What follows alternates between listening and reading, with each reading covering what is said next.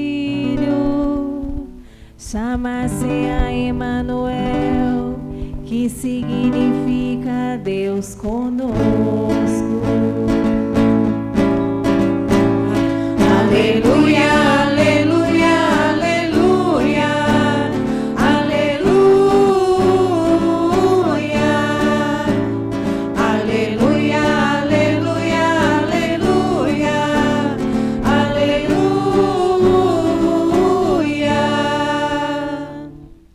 O Senhor esteja convosco. Ele está no meio de nós. Proclamação do Evangelho de nosso Senhor Jesus Cristo, segundo São Mateus. Glória a vós, Senhor. A origem de Jesus Cristo foi assim. Maria, sua mãe, estava prometida em casamento a José, e antes de viverem juntos, ela ficou grávida pela ação do Espírito Santo. José, seu marido, era justo, e não querendo denunciá-la, resolveu abandonar Maria em segredo. Enquanto José pensava nisso, eis que o anjo do Senhor apareceu-lhe em sonho. Ele disse: José, filho de Davi, não tenhas medo de receber Maria como tua esposa, porque ela concebeu pela ação do Espírito Santo. Ela dará à luz um filho, e tu lhe darás o nome de Jesus, pois ele vai salvar o seu povo dos seus pecados. Tudo isso aconteceu para se cumprir o que o Senhor havia dito pelo profeta: eis que a virgem conceberá e dará à luz um filho. Ele será chamado pelo nome de Emanuel, que significa Deus está conosco. Quando acordou, José fez conforme o anjo do Senhor havia mandado e aceitou sua esposa. Palavra da salvação. Glória a vós, Senhor. Pelas palavras do Santo Evangelho sejam perdoados os nossos pecados. Amém. Seja louvado nosso Senhor Jesus Cristo. Para sempre seja louvado.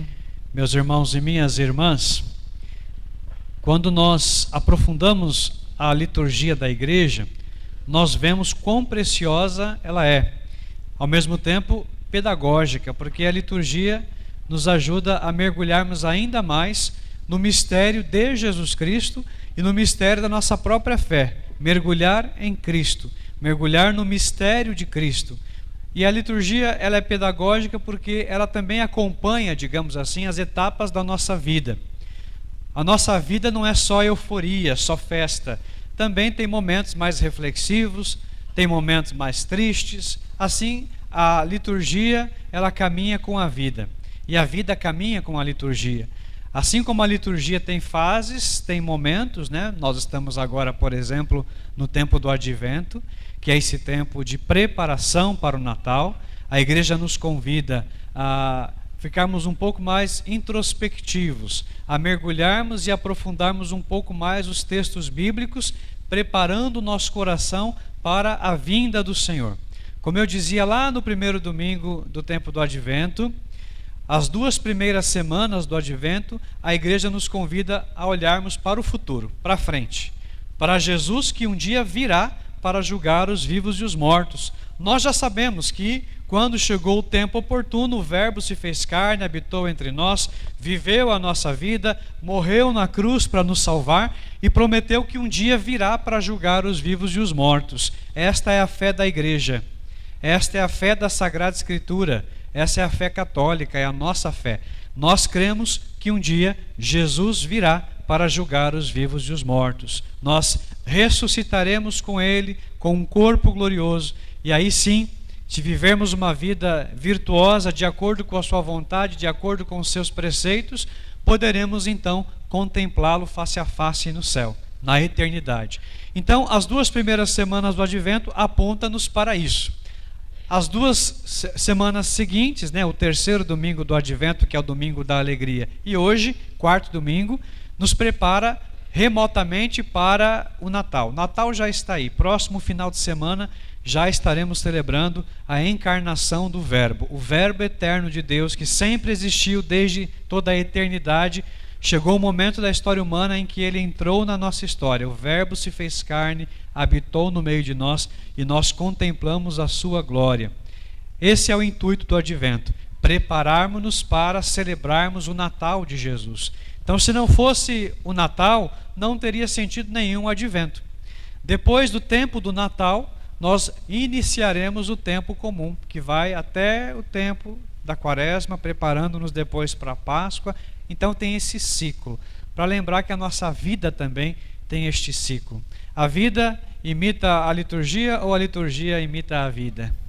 Esse é o convite também que nós somos chamados a fazer. Lembrar que a nossa vida está conectada com a palavra, está conectada com a liturgia. Como dizia, hoje, né, se nós olharmos para a nossa realidade da missa de hoje, nós temos 25 anos do Paulo e da Adriana, aniversário de bodas de prata, né?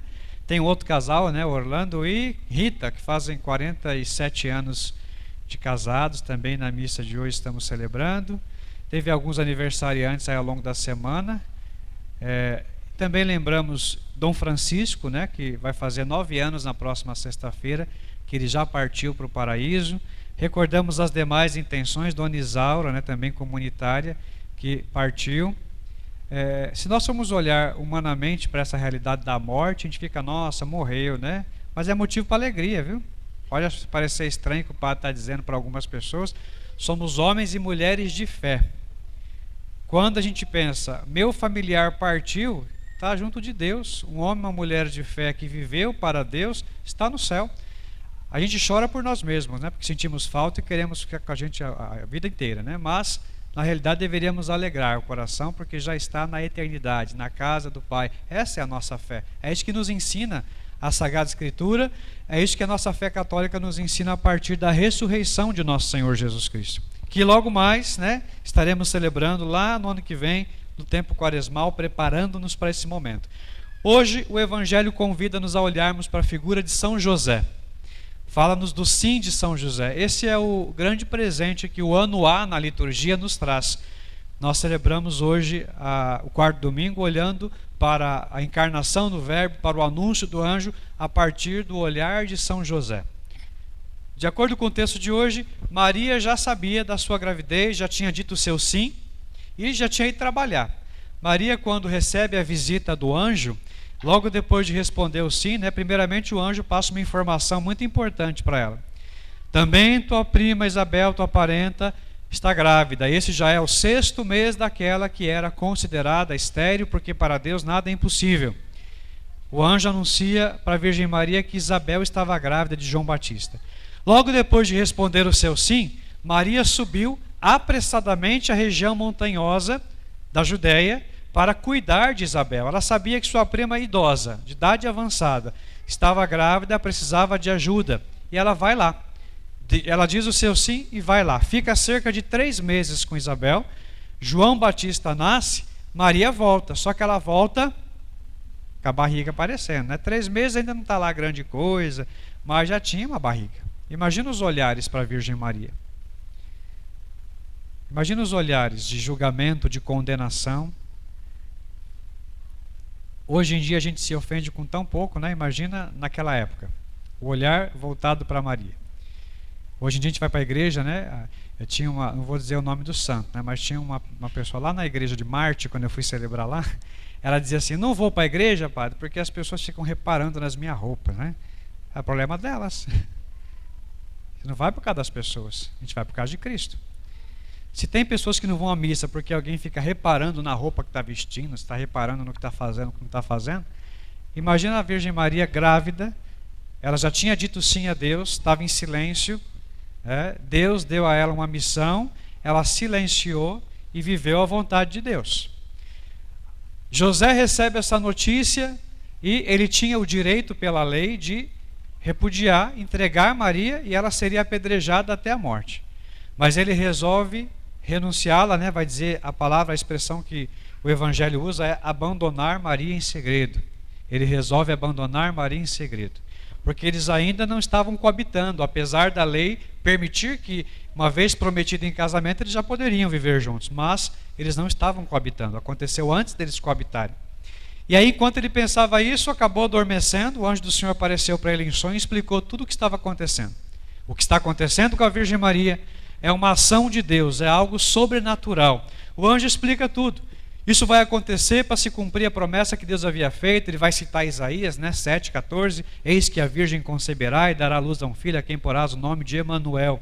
Depois que o anjo explica tudo para São José, ele acorda e faz conforme o anjo do Senhor havia mandado. Aqui acontece o sim de José. José era da descendência de Davi. Jesus recebe a descendência davídica a partir de São José. E aí se cumpre a promessa que Deus havia feito aos antepassados, que da descendência de Davi viria o Messias para salvar o seu povo do quê? Dos pecados. Deixa bem claro qual que é a missão de Jesus: salvar o seu povo dos seus pecados. Olha para o mundo de hoje que relativiza o pecado. Nada mais é pecado. Tudo é permitido. Jesus veio para nos salvar do pecado. Ele irá salvar o seu povo dos seus pecados. José depois aceita Maria como sua esposa e também silencia. Temos 3 silêncios aqui: o silêncio de José, o silêncio de Maria e também o silêncio de Deus. Em que momento que o silêncio é quebrado? Dia 24 à noite, o silêncio é quebrado. Olha que interessante. Nós decidimos na nossa liturgia, no nosso tempo do Advento, não cantar, né? Claro que tem o ato penitencial, mas não cantamos no ato penitencial. As partes fixas são rezadas para a gente silenciar, para a gente mergulhar nesse mistério. Então isso ajuda a gente a mergulhar um pouco mais no mistério. Depois, dia 24, prepara o teu gogó para gritar o glória, viu? Para cantar com alegria, com empolgação. Ele nasceu. Então no dia 24 esse silêncio vai ser rompido, porque eis que ele estará no meio de nós, trazendo alegria e salvação a todos nós. O que isso significa também para nós? Na nossa vida existem momentos em que nós também precisamos silenciar para ouvir a voz de Deus. Não só ouvir a voz de Deus, mas para permitir que Ele conduza a nossa vida e nos ajude a fazermos escolhas acertadas. Toda vez que nós queremos fazer escolhas de acordo com os nossos critérios somente, nós nos frustramos. É preciso ouvir a voz de Deus, e Deus fala no silêncio. Onde tem muito barulho é difícil escutar a voz de Deus. O silêncio, não somente o silêncio exterior, mas o silêncio interior. Se colocar diante do Senhor e lá, através da sua ação, da sua graça, pelo Espírito Santo, Deus fala conosco. Mas é preciso saber ouvir a voz de Deus. E só sabe ouvir a voz de Deus quem sabe silenciar. É difícil. Num mundo tão barulhento como o nosso, né, nós somos bombardeados muitas vezes com tantas informações ao longo do dia. Basta pegar o celular que tem lá mensagem de áudio, que parece mais um podcast do que uma mensagem, né? É mensagem, é vídeo, é isso, é aquilo, é tantas coisas que a gente vai sendo bombardeado ao longo do dia. Aí você quer silenciar. Para silenciar hoje em dia tem que esquecer um pouco o celular. Antigamente falava que tinha que desligar a televisão. Hoje a gente nem vê televisão mais, né? Hoje é tudo aqui na palma da mão. Mas é preciso saber silenciar. Muitas vezes tem silêncio ao nosso redor, mas aqui dentro está uma bagunça, né? Uma confusão. É preciso silenciar. Respirar fundo, orar, confiar no Senhor, dar passos, fazer escolhas. Lembrando que as escolhas que nós fazemos, todas elas têm consequência. É muito mais fácil terceirizar as nossas culpas e responsabilidades, né? Eu fiz isso, eu ontem atendi a confissão dos crismandos, né? Se tiver algum aí, pode ficar tranquilo, não vou falar o pecado de ninguém, né? Mas atendi a confissão dos crismandos e antes preparava-os dizendo, né? Na confissão eu apresento o meu pecado. Eu pequei porque fulano fez isso, ciclano fez aquilo. Não, eu errei. Eu escolhi não fazer a vontade de Deus. Eu decidi por isso, eu decidi por aquilo. Não é o outro que me faz pecar. Sou eu que tomo decisões. Em último caso, em última instância, análise que seja, a decisão sempre é minha. Sempre é minha, não é do outro. Que o Senhor nos ajude então a silenciarmos um pouco mais ao longo desta semana, através da meditação da palavra de Deus, preparando realmente o nosso coração para o Natal do Senhor. Louvado seja nosso Senhor Jesus Cristo.